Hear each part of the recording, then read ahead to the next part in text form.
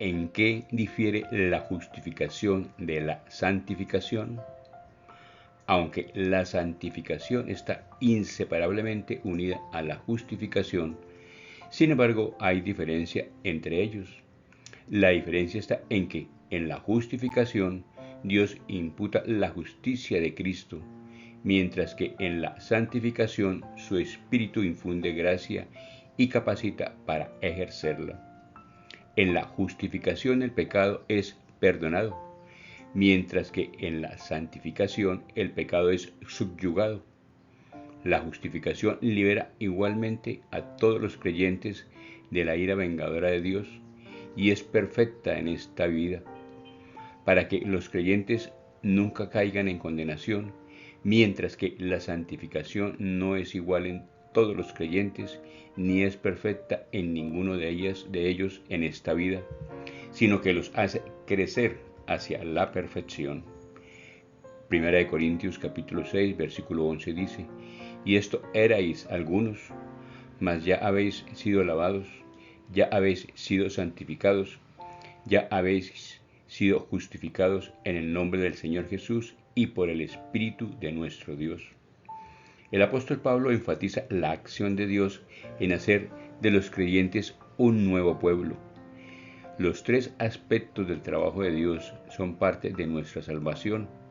Nuestros pecados fueron lavados, fuimos apartados para un uso especial, santificados, y fuimos declarados no culpables, justificados por nuestros pecados.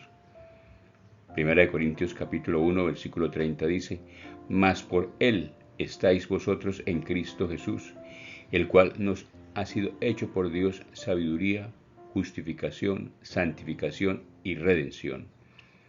Dios es la fuente y la razón de nuestra personal y viva relación con Cristo.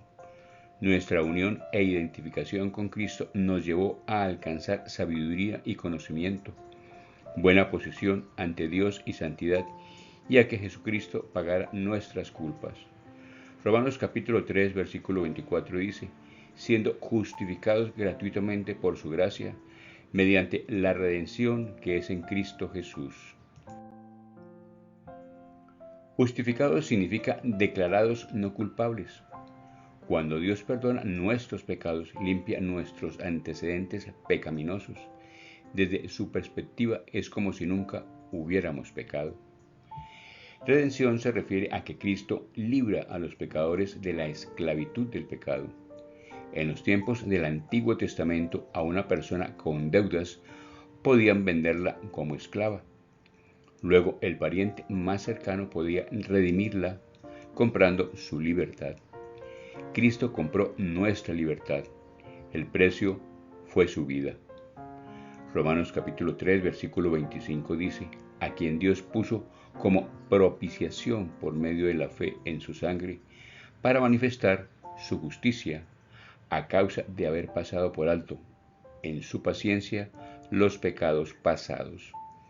Cristo es nuestro sacrificio expiatorio. En otras palabras, Él murió en nuestro lugar por nuestros pecados. El enojo de Dios con los pecadores es legítimo. Se rebelaron contra Él, se apartaron de su poder regenerador. Pero Dios declara que la muerte de Cristo es el sacrificio designado y apropiado para nuestros pecados. Cristo, pues, ocupó nuestro lugar, pagó la pena de muerte por nuestros pecados y satisfizo a plenitud las demandas de Dios. Su sacrificio otorga perdón, remisión y libertad. Segunda de Corintios capítulo 7, versículo 1 nos recuerda: así que, amados, puesto que tenemos tales promesas, limpiémonos de toda contaminación de carne y de espíritu, perfeccionando la santidad en el temor de Dios. Las promesas de Dios tienen el propósito de llevarnos a la pureza de vida, pero no lo hacen de manera automática. Mientras esperamos que sean cumplidas, aprendemos a huir del pecado, a apoyarnos en él, a recibir consuelo de su palabra y estar atentos a su voz. A través de sus maravillosas promesas para nosotros, también nos damos cuenta que tiene un plan de vida mucho mejor que el nuestro. Para profundizar y ser alentado a leer en tu Biblia, en el libro de Romanos capítulo 8, versículos 33 y 34, en Hebreos capítulo 5, versículos 12 hasta el 14, en Filipenses capítulo 3, versículos 12 hasta el 14. Bendiciones.